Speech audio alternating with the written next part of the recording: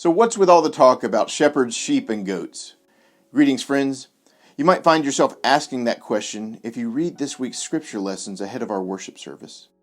As we prepare ourselves to celebrate Christ the King Sunday, the images that we read of in our scripture lessons are hardly regal. And yet, Jesus uses the image of a shepherd dividing the sheep from the goats in order to describe the coming time when he would have to divide the righteous from the unrighteous. Now, shepherd and goats share in common the fact that they're stubborn animals, and across humanity, we are a stubborn people. But what separates us from one another is what we do with that stubbornness.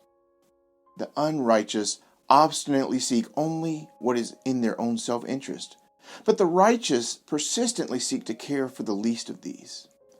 This week, we're beginning a new conversation about how we can tell our own stories as we work to be those who care for the least among us, for the ones who hunger and thirst, for those who lack clothing or who lack companionship, for those who are infirmed and those who are imprisoned. If we're going to be stubborn sheep, let's be stubborn for the sake of those in need. So friends, I invite you to read our scriptures, Ezekiel chapter 34, verses 11 through 16 and 20 through 24, and Matthew 25, verses 31 through 46. As you read these scriptures, you might want to reflect on a couple of questions.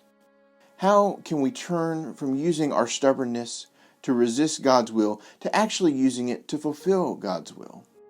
And what has our church done in the past to care for the least of these? And what can we do in the future?